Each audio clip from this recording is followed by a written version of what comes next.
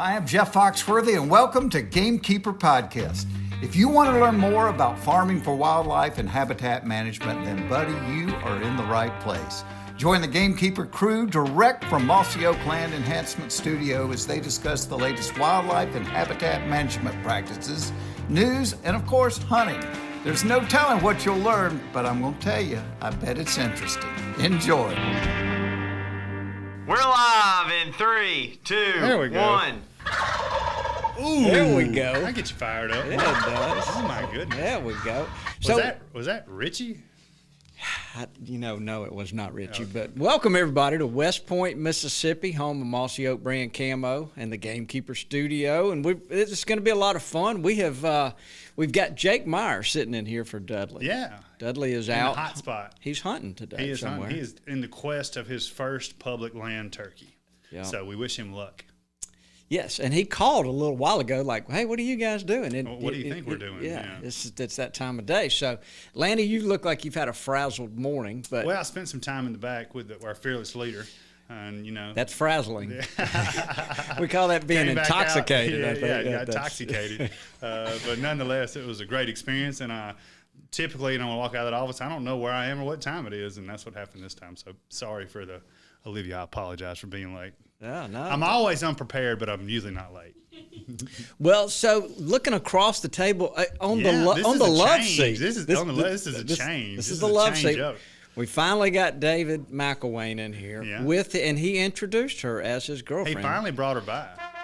Yeah. Yes. We think he's kind of embarrassed about us. Olivia Lappin, and she's from Maine. I am. Long ways from home. Mainer. Sure. Yeah. Mainer. Isn't that where Bob Humphreys. Bob Humphreys, from Maine, yeah. The Humpty Hump. He sure is. Good old buddies. He sure is.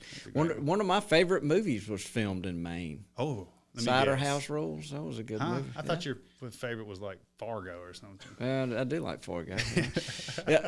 But The Big Lebowski. The Big Lebowski. But it wasn't filmed in Maine. That's what you're thinking about. Did it have anything to do with Fargo? No. I see. I don't think. Sorry. I think the same brothers wrote it, though, if I'm not mistaken. Jake, would you Come fact check that when you get a chance? So, look, Olivia is here for a reason. Yeah. She's an accomplished turkey hunter. But she is. Yeah. She killed a turkey this week on her first hunt. And David. Was that your first turkey hunt? Yeah. Oh my goodness. Her and Hayden are just in the same realm. That's pretty awesome. It's magical territory. It is magical territory. Rare space. Did you enjoy it? Yeah, it was a really good time. Yeah. I really enjoyed it and definitely want to go out a lot more. I kind of am jealous of him all the time now because he's like, yeah, I'm going to go with all my buddies. I'm like, okay. No more of that for you. Yeah. It's dwindling. Yeah. But He's turned from turkey hunter into turkey guide. Yeah. I know all about that. Yeah. So can y'all tell the story? What happened that morning? We'd love to hear it. Yeah, so we got there. We tried to go to one spot. Where is this? This is one spot. This is that one spot, that you don't know about. Yeah. No, we tried to go on a piece of public, a ways up the road. Got there and there was somebody there, and it was like 2 hours before daylight. Dadgummit. We thought we were kind of like downtrodden after that, thinking that it was probably not looking too good. So we drove to another one, and there wasn't anybody there. So walked in there, and it was real foggy. Got there at like 5:30 in the morning, and just one of those mornings you don't expect turkeys to be gobbling. And I kept telling her, I was like, don't think this is gonna be the rest of the year. Like this isn't looking good. Downplaying it as much as you can. Yeah. Well, I already had pretty low expectations going into it too, just from what people talk about turkey hunting Mississippi. It's hard, and you rarely hear them and whatever. So I didn't have any expectations going into it at all. I was just like, if I hear one, great. If I see one, even cooler. Yeah.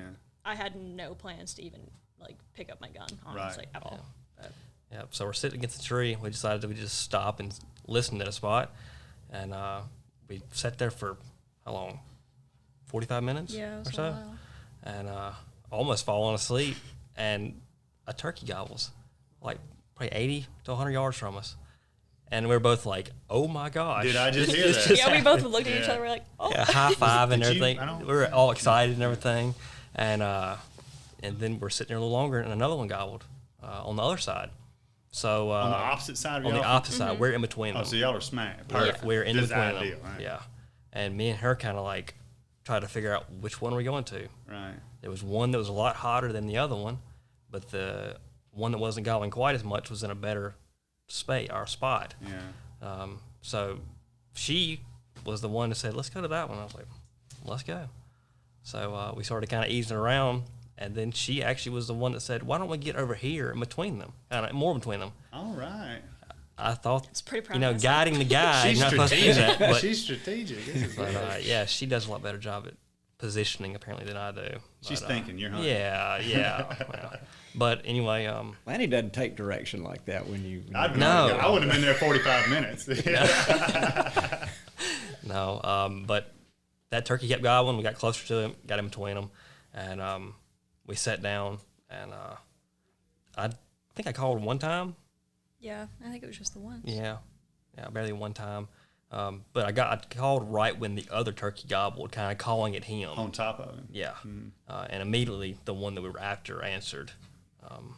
Did you put the kiki cackle fly down on him? No, I didn't do all that. We were close. We were real close to it. And I kind How close is close? of within 100? Within 100. Yeah. Oh, Yeah. wow. Sure. When you Yeah, yelp? and no leaves on trees. So it's No, like, you can't move. Yeah, you Yeah. can't. Yeah, but and like I said, she's never been turkey hunting before. So I was like trying to like tell her, okay, when you sit down, put your gun on your knee and everything. Like he's gonna come, I think, in this spot right if he comes over here and everything. So it's like I was having to do a whole new element of like, which was great for me to learn, like taking somebody new besides just like setting up for myself and everything, which it made it a cool situation. But I'll kind of let you tell what happened after that. Yeah, well, we weren't there for that long. Well, Yeah. how long were we sitting there for? 15 minutes probably or Yeah. so. How long? But it was cool because we got to hear him fly off the roofs, which I'd never heard. And I remember just thinking it was funny because it was the least graceful thing I'd ever heard before. It was like, oh my gosh. Did he fall? Yeah, it sounds like he fell through the tree. Yeah, exactly. And then, did you end up calling? Called Again? one time. I think you did one time, and we just kind of waited to see if we saw him, and we did. We saw him coming in kind of pretty much right where we expected him to, and he kind of just crossed from my left side right over to my right side. How far would you say that 40 he was? yards. Yeah, Yeah. not far. Just kind of walked through, and I was just kind of waiting until he was in between opening of two trees and shot him and got him. How's your heart It was, rate it at was this real, point? like, She's like a cold-blooded killer. Yeah. no, I like. It's funny. So I wasn't as anxious as I thought, but I think it's because it all happened so quick, fast. Yeah, like I thought I'd be waiting there for a while, and like I thought the turkey would go around us and it'd be really hard, but it just kind of showed up right where I needed it to. Well, it's coming. and If you it- keep on hunting, they're going to come around. Oh yeah. Yeah. Yeah. Yeah. I kept thinking, I was like, this is not going to happen. Like, this can't happen this easy and everything. Well, I got to tell you, for me, like when I think I'm going to kill one, I usually don't. When I don't, it usually works out. Yeah. But she shot, and I ran her. I was. Put the foot on it. Oh my gosh! I was running a 4.240 over there, getting after it.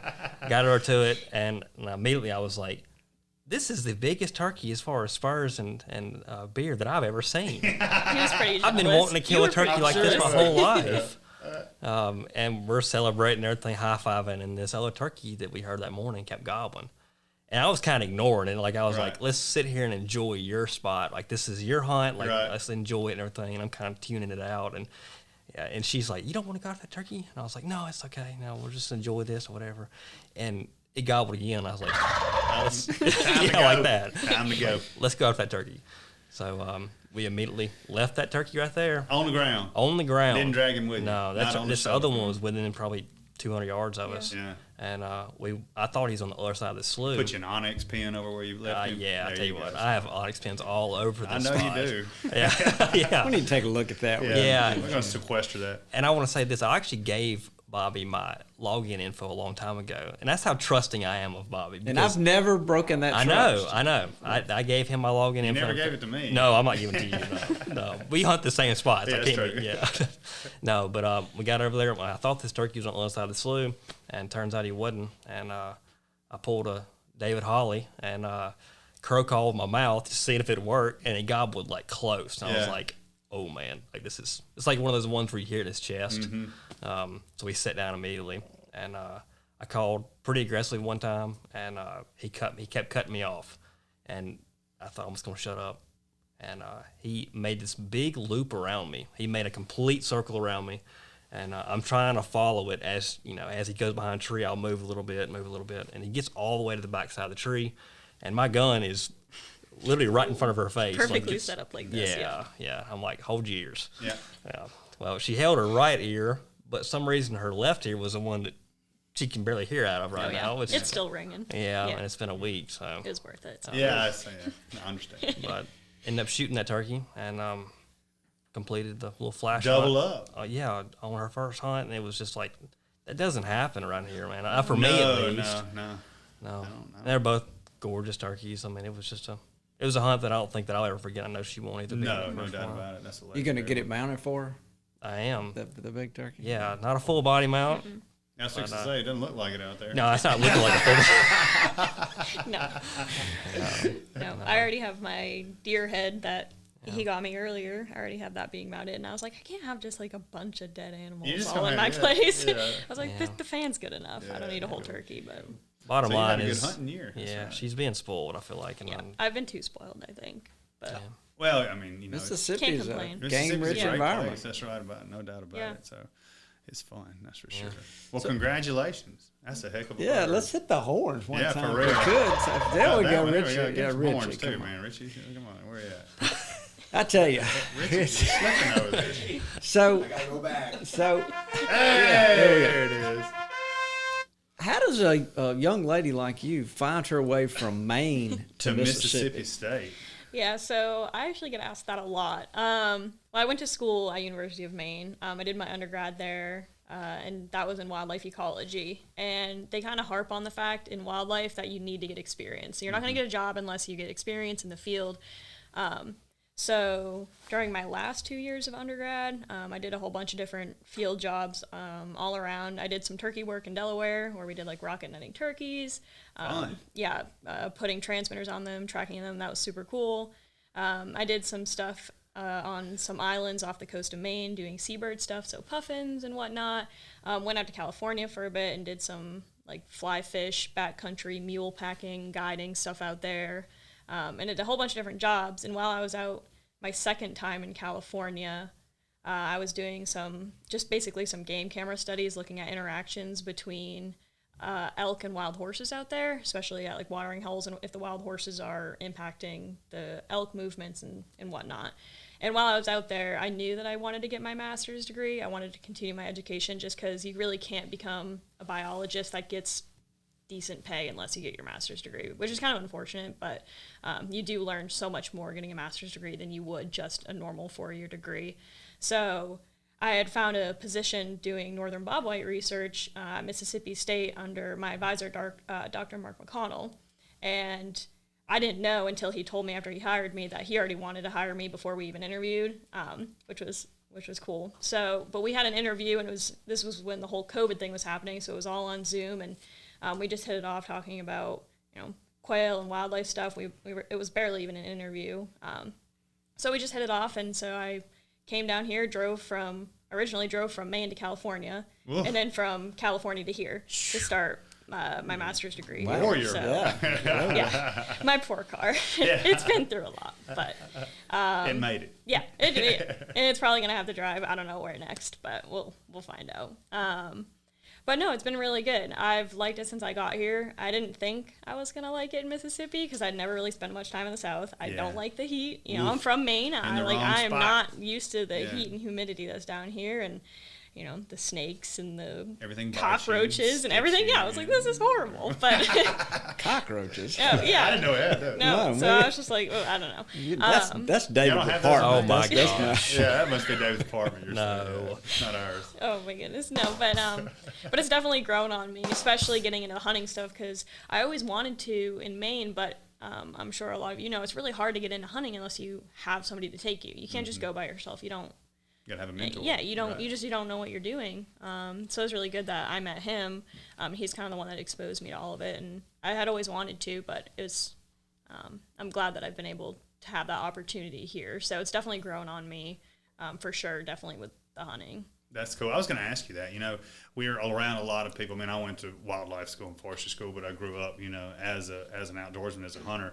The love I had for the wildlife transitioned into what I wanted to do for a living. But it sounds like, you know, your love for the wildlife has kind of got you pointed in the direction that you wanted to go. It just has hunting changed your perspective now on not even, you know, I guess how we manage wildlife to a certain degree and hunters in general. Oh yeah, big time. Especially in Maine, a lot of people in my classes were not hunters. I really didn't even know that many hunters. A lot of people were actually, you know, vegans, vegetarians, and so that's kind of what I grew up with. I never really liked hunting. I just wasn't exposed to it, and I just wasn't a fan of it. But then as you progress through school and you learn more about it, you realize how important it is for managing wildlife. Whether it's the funds from like duck stamps going towards funding national wildlife refuges or other funds, you know, a lot of that money from hunting goes towards wildlife, and that's just something you're not always taught. So I learned a lot about that here. And then my advisor is big on doing like conservation in ag landscapes. So I thought that was really interesting too, to see how you can integrate conservation in ag, because ag isn't huge in Maine, as big as it is here. So it's really interesting to look into that too. So it's definitely, I'm glad that I've gotten more into the hunting stuff, because it definitely has changed my perspective. And just like, you learn so much more about the wildlife being out there than you would from a textbook. No 100%. question about it. Yeah, So that's right. Well, it's interesting that she is in the northern bobwhite research, because we all care about them Oh my so goodness. much. That's the and one we talk about all the time. Yeah, What and happened to they've them, gone you away. know? We've heard, if my Your ringtone dad is hunted 'em, my a dad whistle. hunted 'em. Yeah, I mean, it's sad. yeah. But so if you could boil it down to just we probably need to get Mark over here with you, McConnell. We've met him. He's a great guy. No doubt about it. And do a podcast on their quail research. But could you just, what 2 or 3 things that are occurring that are causing the demise of our beloved bobwhite? What would you say? Yeah, so the main thing, as it is with pretty much everything, turkeys, whatever, is habitat. Just the loss of good habitat that they need. So when you look back in time, the way that we used to do farming and agriculture, you had these fence rows, you had more land in between agriculture. But then we got so good at agriculture, which is great for the farmer. You know, they're able to make more money, more profit off of farming, but it's not so great for our wildlife, because you have these crop fields next to crop fields next to crop fields, and then you bring in livestock, and so you've got like exotic forage grasses like fescue and so forth, and that stuff is just way too thick for quail especially quail chicks, to move around in. So that takes away some more of those native grasslands that they utilize. So just the way that we've changed our farming practices has been really big. And then in addition to that, the way that we've changed how we manage timber, again, really great for timber productions. We've gotten really, really good at growing tons of trees, really high basal areas, but that makes this really thick canopy where sunlight isn't allowed to come down, and to create good grasses and forbs for them. And so it's just too thick. There's nothing for them there. So we've gotten really, really good and productive at agriculture and timber, but that's just been a negative side for wildlife. Mm-hmm. So that's kind of the main thing. And then a lot of people think predation's a big issue, which, you know, it sort of is, but we've had a lot of studies that show that predator management it doesn't necessarily work unless you do it really, really extensively. It's really not going to make much of a difference. And even if you do really good habitat management, sometimes you don't even have to implement any sort of predator control, because the habitat is so good that they have those areas that they can escape from predators. So I would say that it's mostly just loss of the habitat that they need. It's just gone. So We've always talked about the death of the 40-acre farm. That's Yeah. Garden. and the garden, and the pea Yeah. patch. The pea patch. And you're right, because I mean, it used to be there was these buffers on all these fields, and now it's like 0-lot subdivisions. They want to plow every square inch they can to get maximum production. Very Right. interesting. What about the fire ants? I just feel like they've got to play a role in this. yeah, so a lot of people think that they are a big problem, and they are. You know, they'll eat quail eggs, they'll eat chicks, and they will, but it's really not a huge issue here that we found. It is a little bit bigger in Texas, but it's definitely not as significant as habitat. You know, if you don't have the habitat, the ants don't matter. Yeah. And so your number one thing should always be habitat, and then especially managing habitat with either whatever fire or disking, trying to set back those vegetational stages to like early succession. And that's what I found too, is just talking to people in the public. A lot of people are like, yeah, you know, my quail have gone and I don't know what happened to them. And so I asked, I was like, well, have you changed your property? Have you done anything different that would cause that? And they're like, well, no, I haven't changed anything at all. And I was like, well, that might be your problem, because you have to actively manage your land for quail, which, you know, they're a tough species to manage. You have to set fire to your property. You have to set back that successional stages, the vegetation, because they don't want it really thick and they don't want really tall trees. So you have to actively manage for them if you want them. So.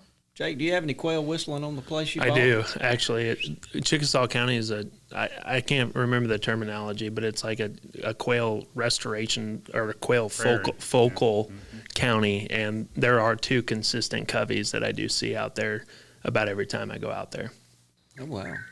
Yeah. That's a whippoorwill. Beyond seeing them, That's not a quail. That's a whippoorwill. beyond seeing Lord have mercy. beyond seeing them, just I do listen. hear that sometimes in the turkey woods, though. Richie. I had another question I was going to ask, but that really threw me for a loop. The whippoorwill kind of worked into my mind here. But yeah, thank you, Richie. I brought him back. So the quail stuff, but Yeah. listening to you talk, it's obvious that what you're doing, what you need to be doing. It sounds like you're very passionate about this. You understand what's going on, and that's exciting to see young people do that. But are we going to be able to make a big difference in places and try to and bring these quail back? Do you feel positive about what the future holds for the quail? Yeah, that's a tough question, because I think it changes every single day I'm out there. And interacting with the public especially. Some days I'm like, oh yeah, we can totally bring them back. And I think we can. I mean, there's places like Tall Timbers, they're always going to have quail. They actively manage for quail. So I don't think they're ever going to necessarily go extinct. And that's North Florida, South Georgia, that big Red Hills region that you're talking about. Yep. And they do a great job of managing them, but that's entirely what they're for, is managing for quail. Whereas most private landowners, that's not their main focus. I do think it's possible to increase their populations, and it can be pretty simple too. I don't know if you've heard of like the Conservation Reserve Program. There's specific habitat buffers that private landowners are going to be huge in bringing back quail populations, and they do a great job already in doing it. If they enroll in these programs like CRP, where you have these habitat buffers on the less more marginal parts of your crop fields that aren't going to produce as much money, you can actually be paid through these conservation reserve programs to put in these habitat buffers, which quail respond to greatly. Even the following year, there's been tons of studies that show you put those buffers in, and then the next year you've increased your quail population already. You hear a lot more quail calling. So even just simple things like that can actually make a landowner money. Those options are out there. So I think it's just more of getting that knowledge out there so people realize that they have these options to bring quail back and actually can make money doing it. That's exactly what we're doing out at some property we own in Chickasaw County, just northwest of where we're sitting here in West Point. But we're doing it through the NRCS office and the EQIP programs, and the focal point of our plan is prescribed fire lanes and then prescribed burning that we'll be doing on that property, and that's an 8-year-old clear cut. So that fire is an incredible tool to, like you said, Olivia, reset that back to, I can't remember the state of the vegetation that you referred to, but yeah, just like early successional exactly stages. That's a big part of the plan for what we're doing, and the quail are already there, but it seems like what we're doing, just from what I can tell, is going to make a huge difference. Yeah, absolutely, and I definitely think it will. And it's always good too to kind of see what your neighbors are doing, because you can do everything possible for quail on your property, but it's even better if you can try to get your neighbors also interested in quail. Yes. Because then that's just more area that they're going to have. So. Wow, I want to get you back with talking Mark, and about because quail. this is so interesting and fascinating. It's right. Why don't you? Can you stay with us? And we're fixing to have Mark Drury on to talk. Can you stay? Yeah. We might ask you some more questions. David, you can leave if you want. I see you, Dave. So, all right, Richie, can we get? Thank you for being here, though. That's just been absolutely. I really fascinating. appreciate it. You I should love hang talking around about Mississippi. It, so. I mean, there's no need to leave. Yeah, we'll see. What about grits? see. Do you like cheese grits? You like grits? I've only ever had them once at a restaurant, and that's it. I've never had them again. David. So David, I'm what's failing. up? David, Yeah. let's get her some cheese Gotta grits. show her the food culture too, man. Yeah. All right, guys. So here's what I suggest. Let's take a break. Mac, wake up over there now. Mac, I can't see you, man. Unless I was head now. All right, and we come back. We'll have Mark Drury, and we'll be talking about some turkey. Talking about vocalization. turkey vocalization. All right, Talking that work? turkey. Would that be what that is? Talking turkey with Mark Drury. There you go. All right, let's take a break. Hey, this is Mac. Checking game cameras is one of the many pleasures I get from gamekeeping.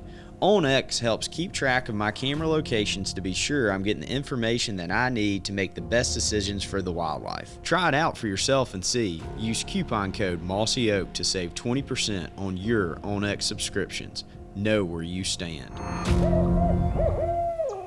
Welcome back, everybody. Look, we've got Mark Drury, we have had. Laney, I did some research. We've had a lot of guests, Bronson Strickland being one that we've had. We've had Mark Drury on more than anybody else.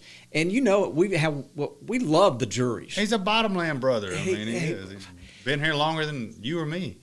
He's probably the best deer hunter we know. Yeah. The best guy at growing food plots. Yeah. And he can yelp better Show than enough. anybody else Yes, I know. he does. He So can. it's easy to kind of blow a little smoke at Mark because he is so good at what he does. And we just OGK. yeah, we want to welcome you to the show, Mark. Well, I appreciate it. Yeah, I always get humbled by you guys. I mean, you're too kind. I can tell you that much. I enjoy coming on the show, and I'm glad that I'm the most frequent guest. That's an honor. I'll put it that way. Thank you. Honors all ours. That's for sure. But before we get started, but your brother Terry, how's he doing? Terry's good, man. Everybody's good. Terry, Matt, Taylor, Willa, Tracy. I mean, we're just enjoying the winter up here, and I can't wait for spring turkey season to get rolling. I went to Texas, but it was tough down there, and Taylor and I went together. We did not kill a turkey, but it was enjoyable getting out there with her. But in general, everybody's quite well. Well, that's good. Well, you know, it's not very often that you can say you went to Texas turkey hunting and don't kill a turkey. They have those years, though. You know. What's going on right now? You know, two things. I hunted this particular spot west of San Antonio about an hour last year, and I noticed there were no jakes, but a lot of turkeys, and but there were no jakes. So I thought, well, they could be old next year, and I think number one, I was dealing with old turkeys. Number two, the spring wasn't quite there yet, and number three, the drought is so severe. I sent Bobby some pictures this morning. I've never seen what I felt like weather conditions shut a flock down like this did. The drought is so bad. There is no green anywhere. I mean, zero. You can't find it. They haven't had a measurable rain in 90 days.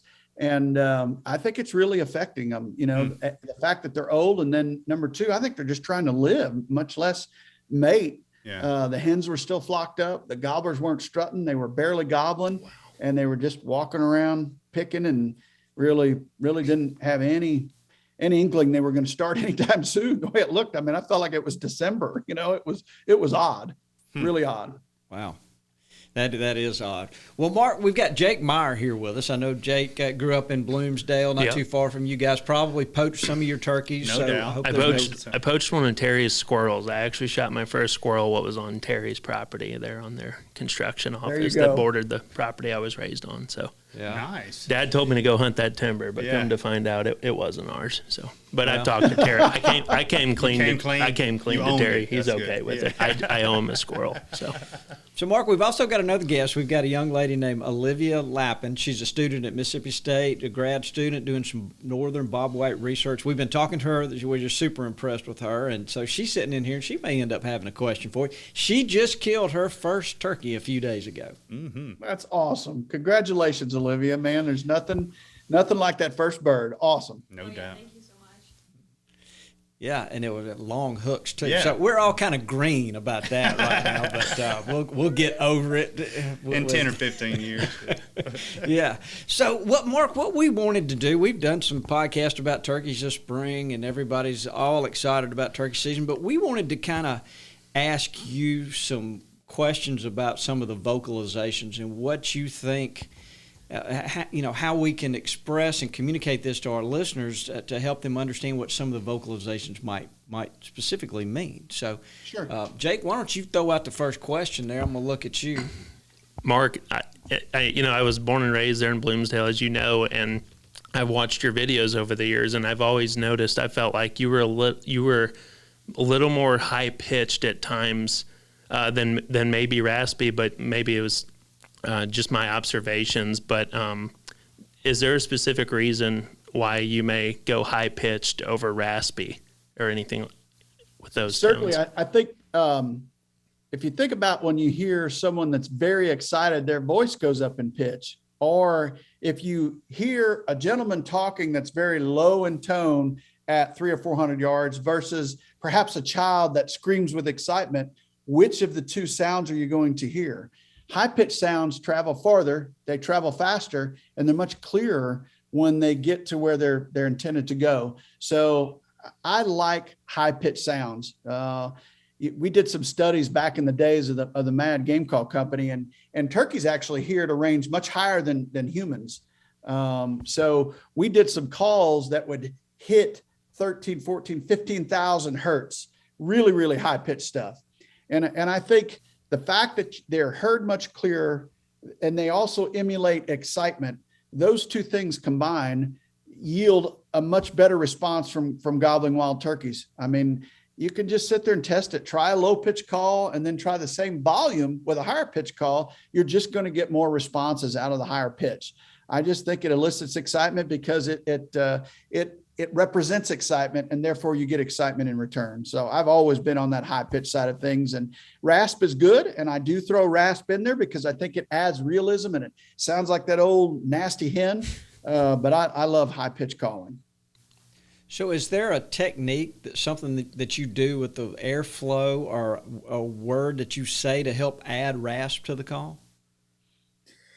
Generally, rasp comes from how you hold the diaphragm in your mouth, plus the actual cut or design on that diaphragm call. And the simplest way that you can find out which one works for you is to buy a variety of different cuts, as opposed to just the same cut over and over, and try all the different cuts. And all of a sudden you'll find one that suits you the best.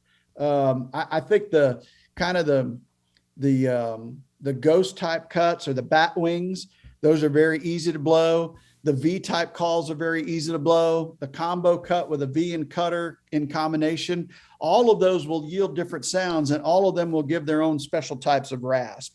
So I go through a variety of calls each and every spring, trying to find that one that's got that combination between the high pitch I want, that turkey high ball and yelp, and then it drops into that nasty raspy sound. So it just takes a while to find the exact right one, but that rasp generally comes from the variety of cuts. So we had Toxie in here a couple of podcasts ago, and we asked him the question, who sounds the turkeyest in the woods? Who's the best turkey caller he's hunted with? And he said you. Yeah. And, yeah. I mean, that's going a long way.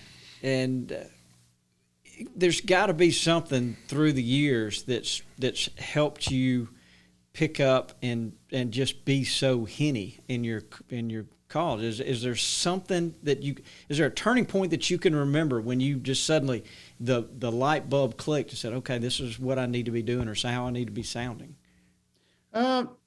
As you know, I'm fairly analytical about everything, whether it be deer hunting or food plots or just life in general. And I like to analyze actual tonal quality of individual hens. So I have recordings of hens that I listen to, and then I try to emulate what they sound like. So even when I was competing back in the 90s, I was trying to emulate hen turkeys and not another caller. And I often saw guys go on stage that I was like, well, they're trying to sound like Walter, or that guy's trying to sound like Paul. And I never wanted to be that person. I always wanted to sound like a hen. So when I called on stage or when I call in the woods, I just envision hens that I've heard in the past. and I try to emulate them, not only in sound quality, but also in rhythm. And I think a lot of things that you may not be able to control sound quality as much. In other words, you're not sounding as good as you want, but you can control your rhythm. And most importantly, your cadence. So there's cadence in the individual yelps, and then there's the rhythm of calling to a turkey. Everybody's been out there and heard a guy that starts calling, and once he puts his call in, he won't stop. He won't even give the gobbler a chance to call back or gobble back. And there is a natural flow in the conversation, just like when we're talking. Someone speaks, someone responds, so on and so forth. The same thing happens with turkeys. Don't put the call in and then not stop calling. Make sure you allow them to recharge their battery. So I think sometimes realism comes from just the manner in which you work a turkey as much as it is the sound quality. Mm-hmm. You just said, don't put the call in. I think your words exactly were, don't put the call in and not stop calling. What, can you expand on that? You know, guys just call too much. I mean, they get it in there and they start yelping and they're like, oh, that sounds better. So they keep yelping and they're like, oh, there it is. It's even better. And they're worried about how they sound as opposed to what they mean to the turkey. And they just overcall. I hear it all the time. It's like, man, take the call out of your mouth, or just stop calling and listen. I'm one of those guys. I have a general gut feeling as to when I need to pour it on, but more often than not, I'm backing up. I make that turkey come and hunt me as much as I possibly can. I'll go through periods of trying to get him excited, but more often than not, I'm trying to have him seek me out, or I'm trying to get in a better position and hit him again. I'm big on moving around and making it sound like a hen is changing her position a little bit. I think that's another mistake people make, sitting in the same spot and never moving. And hens just generally don't do that. So I try to, emulate what a hen would be like. Mm-hmm. So if you were to compare that to humans and social interactions, it's almost like you're wanting to truly listen to the turkey you're calling to instead of thinking about what you're going to say next before you even listened to that human's response, if you will. No question, because you don't know whether you're dealing with a turkey that is a 2-year-old turkey or a turkey that's 5 or 6. And because you can't tell by their gobble how old they are. So I always assume I'm working an old turkey, and then I back up on that position. The more clues he gives me that maybe he's not as old as I thought he was, or maybe he's not going to be as tough as I thought he was. So I always start on the lowest rung of the ladder, and I work my way up in terms of overall aggression. I keep as many chips in my pocket for as long as I can keep them there. And if I can kill that turkey on a soft yelp or two and get him in front of me, that's what I do. But I save those chips all the time. So I try to minimize how much I do. But if it's needed, I'll pour it on. If you guys watch our videos or watch our lives, a lot of times I'm hammering them, but I've already done all the light stuff and that didn't work, and had to get a little bit aggressive to get them in sometimes. Landy, you got a question? Yeah, I think mine's more, hunting related. We all have, I guess a common question that we always hear is, do you tree yelp?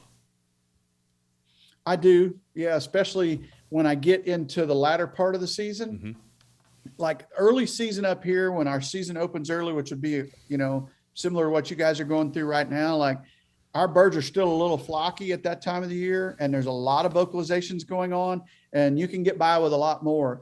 But once you get into that peak breeding and all the flocks are separated out and the hens are separated out and the gobblers are pretty much not in many groups anymore, I do a lot of soft talk, and that's the time of the year where I try to get really tight in my overall setup. So, I mean, tree yelping, if you're 300 yards, maybe it'll mean something, maybe it won't, but it'll dang sure mean something if you're within that 100-yard sweet spot. I love setting up 125 yards into about 75. I don't like to get a lot closer than that, but I love to be close, and I do tree up to start the conversation, but I generally don't do it unless I've heard another hen already, or unless I think it's just about time for him to fly down. I don't like calling a lot when their feet are on the limb. I really, really despise it. Actually, I generally wait till they're just about to fly down or they're already on the ground. That was kind of my next question. Yeah. When did the first time would you call to them? And you already answered that. Depends on the situation, how many birds are around, whether I think he's got hens, that type of stuff. Like, if he's got hens, I want to be the first hen on the ground. Get your name in the hat 100% of the time. Gotcha. 100% of the time. First hen on the ground, most aggressive hen, come to me right now. You got one shot, because once they fly down and he's down, it's over. You know, it's over. So you've got to be that first hen and try. So after the he's flown down on the roost, he's with his hens. You've yelled at him a couple times. He goes off with his hens. I assume, like us, you kind of give him a little time to chill out, and then maybe try to get in his general facility again. Would you, your next time to get him to respond, is that a yelp? Is that a cut? Is that a particular thing? Or are you just kind of like everything else, it depends?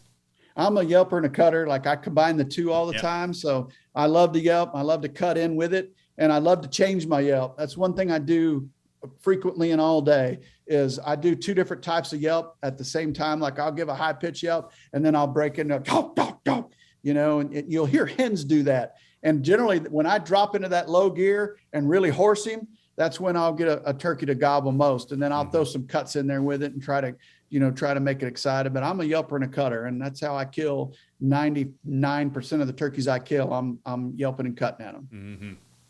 I like it. So, what I'd love for a guy to listen to this and understand, and I may be asking an oversimplified question, but when you cut at a turkey, what are you saying to that turkey? I think, Bobby, if I came on to you right now and I said, Bobby, listen to me, you're not listening. Like, I think you're trying to grab their attention, and I'm as excited as I'm going to be in any conversation with you. And I think that's what a hen's doing. I think that is her peak level of excitement. And the reason I say that, do you ever notice when you call that lone hen in, she doesn't have a gobbler and she's getting closer. She started by yelping. You had communication by you yelping and her yelping. But then the closer she gets a little testy. She starts cutting, looking for you. She's very territorial and she's mad. She's PO'd. And I think that's her peak of excitement. I think when a turkey gobbles, that's his peak of excitement. When a hen cuts is the equivalent of a turkey gobbling. And I think that's the reason it's a great locator, because it yields excitement in return. But I think that's their peak of excitement, in my opinion.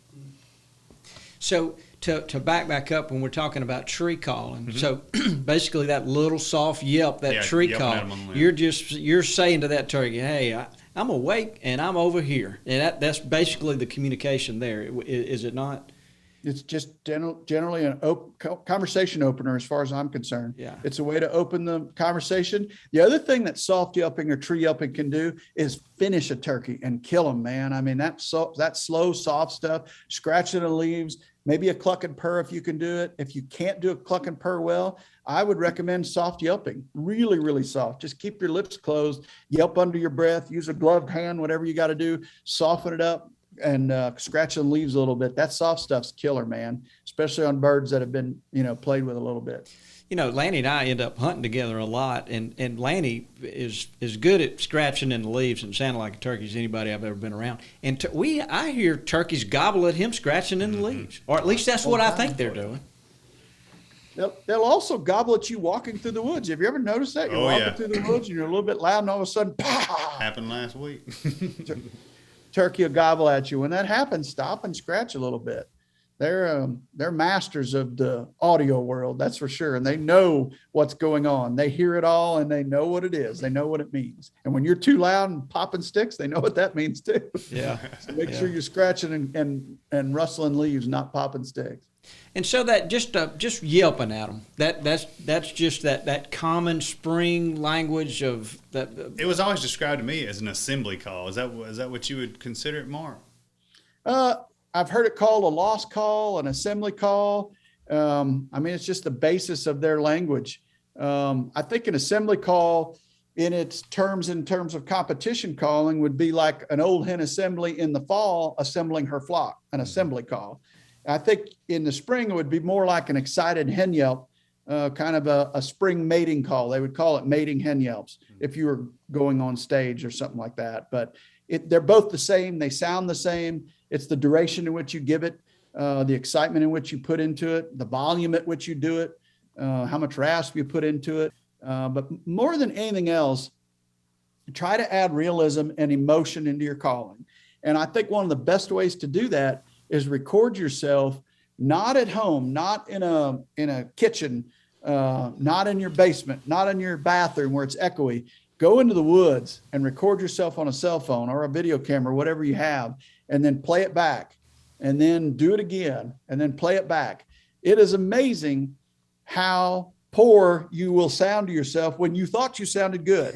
You'll be like, I nailed that. You go back and listen to it and go, oh, I'm way too slow in my pace. I'm way too drug out in my yelps, and you've got to get snappier. So recording yourself will help you learn faster and get you through that learning curve than anything, especially if you can then compare it to live turkeys and go, okay, here's how they sound. Here's how I sound. Oh, I'm getting there. Oh my goodness, I sound terrible, whatever it is. And be honest with yourself, but try to emulate those wild turkeys and record yourself. That's great advice. And, you know, a lot of guys end up creating these little routines that they do. And, Mark, I'm hearing people that call too long, and they may even miss a turkey gobbling back at them sometimes because, you know, they're making all this racket. So I'm looking at Lanny when I say that. But look, Mark, talk about a box call and a slate and glass. When do those come out of your vest, and when do you use those? Literally every day. It's situational. I mean, the first thing I'm going to go to is a mouth call to work a turkey, just because that's how I kill most of them. But you take a windy day or a long distance call. In other words, I feel like the gobbler's probably a little bit distant in there. This will not carry as well. So I'm going to go to a box call or a handheld friction call. I love aluminum. I still think it, for tonality and pitch, is the best. And I strike a ton of turkeys on that aluminum call. However, I finish almost all of them on a mouth call. So I do a lot of things in combination, but when it comes to striking a turkey, it's often on a friction call, and it's generally a handheld aluminum. That's good. Lanny, you looking at me? Of course I have more questions. We're on. talking turkey with Mark. Come on. So, over the years, I'm not trying to sound like one hen. I'm trying to sound like multiple hens. Mm-hmm. So would you have any tips to help us in that quest? Certainly the easiest way to do it would be use two different devices. You could either do a push button and a mouth call, or a box call and a mouth call, or a handheld friction call and a mouth call, or two friction calls in combination. That's the easiest way to do it. I think one of the best ways to do it is to try and get two distinctly different sounds out of a mouth call. Mm-hmm. And I do that with mouth position and overall rhythm and tongue pressure. So if you take any call and you put it forward in your mouth, you're going to get a higher pitch. If you put it backwards in your mouth, in the roof of your mouth, you're going to get a lower pitch. If you call with a clenched mouth and move your lips, you're going to get a higher pitch. If you move your jaw, you're going to get a lower pitch. You're just changing the sound chamber. So if you can work on practicing with different sound chambers in your mouth, and then go back and forth while you're out there in the woods when you're recording yourself, or have your buddy listen to you, all of a sudden you start to get two different hen sounds. Or you sound like the same hen that's just changing her overall emotion and the way she's conversing with a gobbler. And that's the way I kill most of my turkeys, man. I'm constantly in and out, in and out, in and out. I hardly ever sound the same all day long. I'm constantly changing around.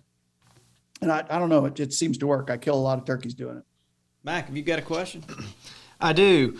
There's a lot of times when you go in after a bird and the first time you're not successful. So when you go back in after a bird that you've messed with before, do you take a different box of calls? Do you yelp at them different, or are you still kind of just using your same tactics? I may change calls on him, especially if I've, picked on him a little bit more than I should have the first time. But I think that goes to that first time and second time and third time. I mentioned earlier, like, I'm constantly backing up. Like, I think it's imperative to read a turkey and read a situation. When he's not ready, get out and just leave him for another day, because there's going to come a day where he's going to be in a better mood, or a moment in a day where he's going to be in a better mood. So I try to save those chips like I was talking about earlier, and I just don't pound them until the time's right. But when I feel like I've got a hole to jump through, then I jump and I go with all guns and I go for it. So that's position, that's calling, that's everything. And it seems to work pretty well, but that only comes through years of hunting them and making a lot of mistakes and, making the same mistakes 100 times. We've all done that. And that's part of the learning curve with turkey hunting, is just goofing up. And if I've goofed up enough, then yes, I'm going to switch devices, but I try to limit the exposure he's had to my calling until the time's right. No, that definitely makes a lot of sense. And as far as gobbling activity, what do you think that, like, one day they're hot, then they're a little less, and then a little less, or do you think it depends on the weather or the sun, or like if you go into the same spot 3 days in a row, what do you think changes that bird gobbling more one day versus the next, if all the conditions are similar? Certainly weather does, and so does the situation. It's, we have deer cast, which is a deer movement predictor, and everybody's like, why don't you do turkey cast? You guys were turkey before you were deer. And I'm like, because you can't predict what they're going to do. I mean, they are so situational. It could be a beautiful bluebird day, and if he's got one hen at 100 yards that he can see in a field, he may not open his mouth that day. However, it could be a cold front with a northeast wind and he hasn't seen a hen in 3 days and he may gobble his tail off. So a lot of that's situational, and you just have to read the situation. If it's pretty weather and they're not talking, number one, they're either probably not there, or number two, they're henned up and they're just not going to talk that day. So you have to read both the weather in combination with the situation. And when they're not gobbling, then I have a tendency to call less. When they are gobbling, I call a little bit more. That's kind of a little rule of thumb that I have. That's good. So, hey, Mark, I think Olivia's got a question for you. All right. Yeah, I actually do, and it's complete curiosity question. So over the summer when I'm trying to catch quail, I try to call them in using a hen call off of a Bluetooth speaker, and I'm trying to call these males into these nets that I have set up. And it's really interesting because each individual male is so different when they get closer to the call, the way that they act. They all make different noises and their behavior is so different. And I was just curious, with turkeys, in your experience, do you have any stories of birds that acted completely different than what you thought, or just did like different vocalizations, and like how you went about dealing with that? You're exactly right. That's a very astute observation, and turkeys are very much the same. I think sometimes that comes down to age. It also comes down to weather. It comes down to where he's at in the breeding cycle. Are you early in the season? He's not been with a hen yet. How high is his testosterone level? How low does he have his guard? It also comes down to what the situation is. I've seen gobblers come into brushy areas and they'll be strutting and gobbling all the way in. They get to the edge of the brush and they stop, throw their head up, and they just start clucking and looking for the hen. And I used to think that was an alarm putt, and I'd be like, oh no, it's over. And when in reality, he can't see the hen and he's just trying to find her. If you cluck back, a lot of times they'll calm down and come right on in. So it really just depends on a lot of different factors. And I suspect it's similar for the quail. It's probably multifactorial as to how they behave once they get close to that call. Yeah, that makes a lot of sense. I'm sure that's exactly what it is. I might have to steal you to come help me to try to capture quail this summer, because I'm sure they're just as tricky as turkeys are, because sometimes I think they're right there and they're going to come right into the net, and then they don't, and I have no idea, like, should I play another hen call? Should I be quiet? I have no idea, and so I'm sure it's very similar as with turkey hunting. So it is. It's so situational. Everyone is different, and that's why the chess match is so fun to play over and over and over again. It's just the best, and I suspect it's the same with pheasants or any bird that'd be coming to a mating call. Man, you know they're trying to live first and foremost, but if they drop their guard, they'll act a little foolish at times. Well, Mark, look, guys, Mark is a past world champion caller. So I think we would be remiss if we didn't get him to go through some of the calls. No question. So, Mark, if you wouldn't mind, would you just kind of run through, some yelps and some cuts, and just kind of describe what you're doing, and we'll try to be quiet and just listen. Certainly, we'll do it. I'll do it on a diaphragm. What do you mind telling what kind of calls you run these days? That is a DoD signature series from our friends at Hunter Specialties. Myself and Tad Brown back together from our old Mad Day. Yeah, that's awesome. That is. They asked us to get with Tad, myself, and Terry and design a new series, and we did that. It's the DoD signature series, but this is a ghost tongue. And I'll just start, kind of on the lower end, like just a simple, contact cluck. You want to cluck, and you're really not making too big of a statement.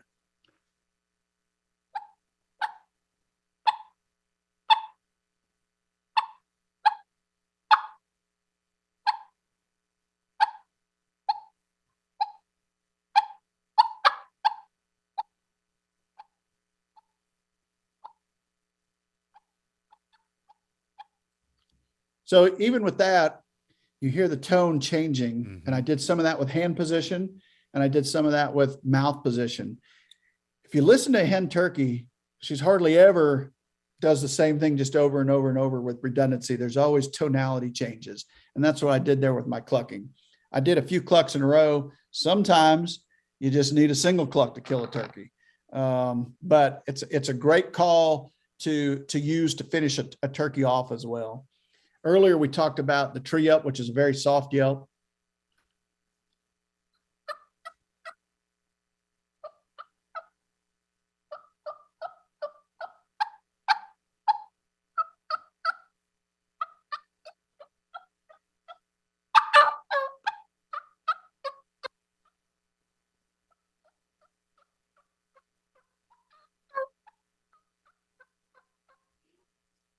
So think of a turkey first waking up in the morning, real soft stuff, soft putts in there. And then all of a sudden, they're getting excited. So I always try to throw realism in there a little bit with it instead of just doing the tree up.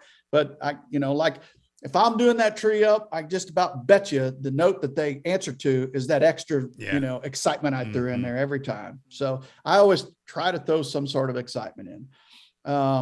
If you want to go, strictly like, say you were in the tree, you did some clucking, then you did some soft yelps. So maybe the hen's going to fly down and maybe she's going to cackle. Maybe she isn't. Some days I cackle, some days I don't.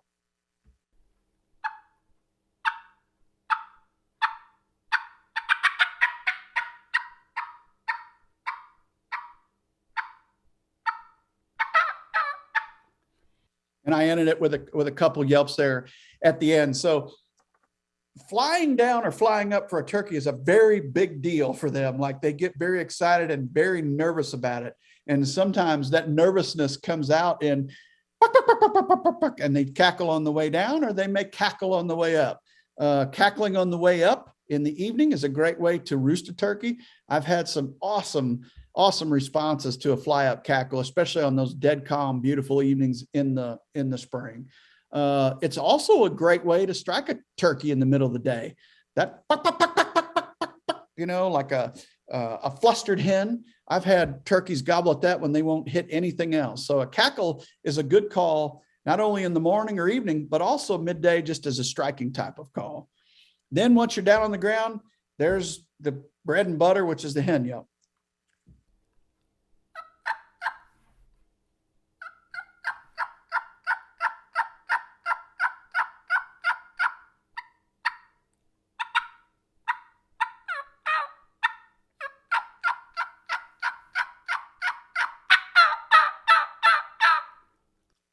So if you look close to my mouth, the first hen yelp I'm doing is higher pitch, and it's really just a plain hen yelp. But watch my mouth. My jaw's not moving. My lips are.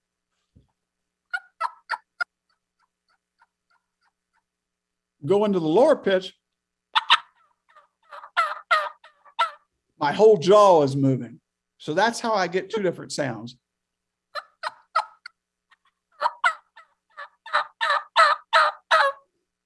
And by combining those two, all of a sudden you've got a hen that goes from one level of excitement to a whole different gear, and then it adds that realism into it.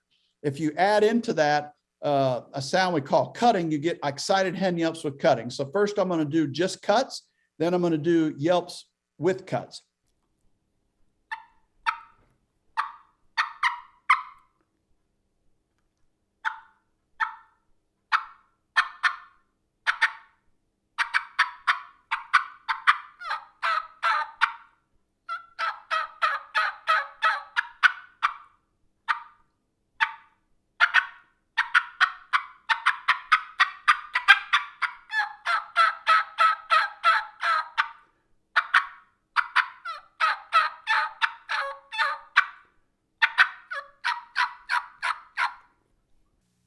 So that's combining it kind of all together. I didn't do a cluck and purr, did I? Hold on, let me see. I'm just in awe. Yeah, he is so talented. Turkey was already dead. He don't need to cluck and purr. All right, here he goes.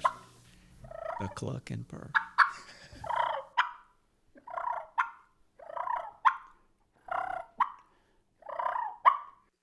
that's kind of a contented feeding purr. If you get aggressive with that, it'd be more of a fighting purr.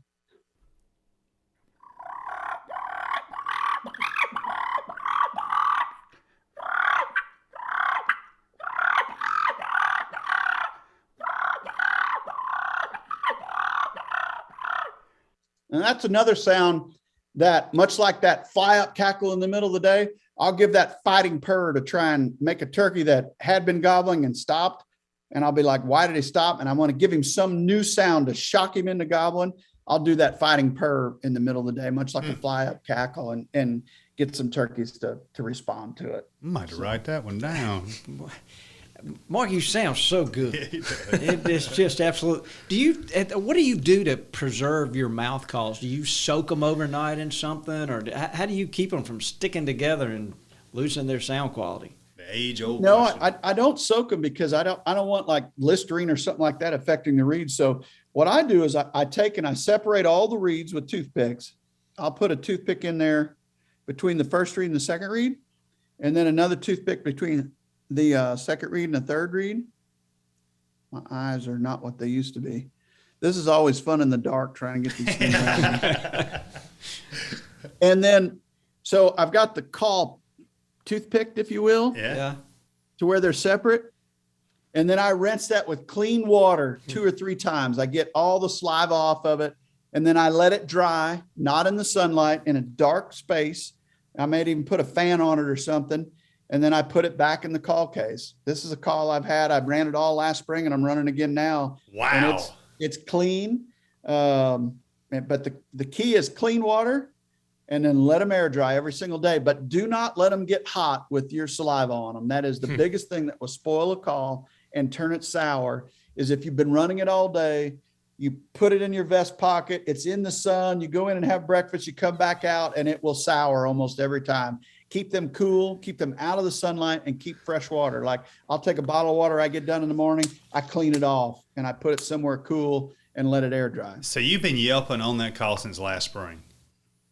Yes, sir. That is amazing. Mine lasts like, what, 7 days? He's frugal. Of course, I spit them out on the dash before we go eat biscuits too. So that's one of the problems. He's got them in the around the inside of his hat. Yeah, they know they get hot there. Yeah, I mean, the thing is, when you get a good one, you got to treat that thing like No doubt. a And diamond, almost brother. like they have a window for me. You know, it's like they're good when and then you get them broke in, and they're so good, and then they kind of peter out on you. Obviously, I need to take better care of my mouth calls. Well, look, Mark, this has been a lot of fun. But I don't want you to go just yet, Mark. Well, we've got to.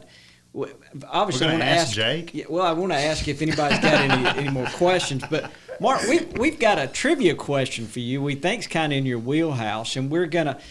Mac, who will he be? We're gonna ask you a trivia question, and then one of our listeners who has given us a review will win a prize if you answer this correctly. So it puts a lot of pressure on you right there, Mark. brother, you're killing me. Tangled web we weave. So who is he playing for, Mac? So you're playing for Camo Man 19. Hey. And he gave us a review at some point, I guess. He did. He gave us a great review. His wife actually gave him the Gamekeeper magazine subscription for their 5th year anniversary.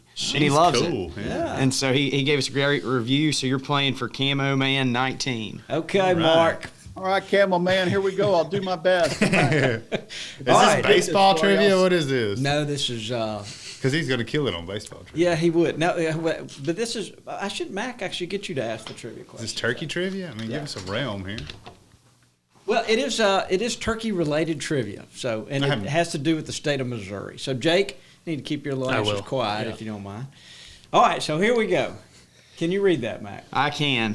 I've deciphered enough of your messages by now that I think I've got a good shot at Love his it. shorthand. All right. So the question is, what is the state tree of Missouri? Would be the dogwood. Oh, there we go. Ring the bell. Yeah. Camo 19. What was his name? Camo Man 19. You're the In the proud house. owner of a Levy Gamekeeper sling. Nice. Way to go, Mark. We knew you'd come The through. on that one. dogwood. Yep. The and it's- dogwood, as well as the bluebird, even though it should be a cardinal, in my opinion. I second I that. do believe a bluebird is was the state bird of Missouri. Definitely should be the cardinal. So, you know, a lot of people think, and as I do, that when the dogwood's in full bloom, that's when the turkeys are really doing it, gobbling the best. And then What is it when they quit gobbling? well, no, what other thing is? I'm looking at you. When the dogwoods are blooming, something else is going on. Easter? No, the crappie are biting. Oh, you know, I turkey hunt. It gets into my Jake, crappie what do fishing. you? I always thought that didn't Colonel Tom Kelly say that when oak leaves are the size of like the end of your pinky, that's like peak gobbling. Goblin time. I don't know. I didn't know what Jake was doing. The old wives' tale for us has been they quit gobbling when you smell honeysuckle, and I don't know if that's true or not either. Mark, we would love for you to come down and go turkey hunting with us this spring. I Come on. appreciate that. I really do. How is your population? Like, you know, the big conversation you hear amongst many hunters is how stressed populations are in certain parts of our country. And I'm working with both the entities at Turkeys for Tomorrow and NWTF to raise more awareness and talk about Healthy Yelp and the different programs and stuff they're doing through Turkey Season 22, our semi-live series this spring, because in my opinion, based on the places I go, the populations are in terrible shape. How are they there? Well, it felt like last year, for whatever reason, where Lanny and I hunt in Alabama, it didn't feel like we had as many birds as we normally do. No question. And that's just our anecdotal observations. But Right. Where turkeys were supposed to be, they weren't. And we've noticed that honestly over the last 10 years. If we had to be real about it. You know? And we on this particular property, we kind of control. We set our own limits. We nobody gets to kill 5 birds or 4. Now it's 4. Unless Bobby decides he wants to. Yeah, and but we, you know, so we purposely scaled back, and we've done that for a number of years. But we know of other places that seem to have plenty of birds. So it just makes you scratch your head. But there's a lot of people that are concerned and saying, "Hey, I don't have the birds I used to have." It's definitely on the radar screen, you know, from a habitat and perspective for sure. So, got to do what we can. To me, my general observation has been, you know, we kind of reached, you know, like peak population in the, call it 95 through 2010, somewhere in there. Just, I mean, turkeys. Great to be a turkey hunter then. It was great. I mean, it was an embarrassment of riches in some places. That's exactly right. And you didn't think twice about doubling if 2 came in, or, you know, killing 4 birds off of one parcel. And now anymore, they're in pockets. They're in the honey holes of the honey holes, and they're not in those extra spots out there anymore. Like, we've got some spots that are amazing, and then we've got some spots that used to be okay that they're not even there anymore. Mm-hmm. So it seems as if they've all settled off into their spots, and that's where you find them year in and year out, but you don't find them in all the other spots anymore. That's what I've observed. Yeah, I would say that too. We definitely there's pockets of turkeys, but not broadly over the landscape like it used to be. Correct. In that 15 years, it was good times back then. Well, it's good that people are paying Aware. attention to That's this. And then right. we've got young people like Olivia coming along that are studying what's going on, and people like Dr. Michael Chamberlain and Giving us Dr. great information. Michael Byrne from Missouri. We had him on the other. So people are trying to get answers, and that feels good. Well, just like always, we have to take responsibility for the resource ourselves, you know. So, and just like we're talking about, when do you call a turkey? Well, it depends. You know, it depends on the property, what you need to do to manage it correctly. So, just raising the awareness level and everybody taking responsibility for their own actions is the future for it. The other thing we've done is, you know, everybody manages deer. We've started managing our turkeys, if you will. Like, we keep track of how many birds we hear on a property year over year, because I've got a lot of different satellites. I got a 160 here and a 200 there, and this would be permission or lease or something that I own. So we're keeping track of A, how many we're hearing, B, how many we want to kill versus what we killed off that farm, and C, how many jakes we've seen in the area. And then we're watching that through time and watching our populations. Okay, are we hearing more this year? Are we hearing less? How many jakes are we seeing year over year? And we're making decisions on harvest based on the data points we're putting down in terms of what shape is the population actually in, and what shape is it going to be in next year. And we've been doing that the last several years, and it seems to really be helping. We have really limited our harvest on certain farms because of that. No, that's great. I appreciate hearing you say that and setting an example for others in the way that you behave. And you've always, you and your family, Mark, y'all have always done that. Y'all been gamekeepers for a long time. That's right. No, I appreciate you guys having me on. I love all of you like brothers, as you know, and it's an honor to be on your podcast. As always, I appreciate it very much. And everybody have a safe and blessed spring out there. There we go. Yeah, and look, Mark, it's our honor to have you. We feel strongly. If Toxie were here, he'd tell you he loves you, and he means it, and you know that.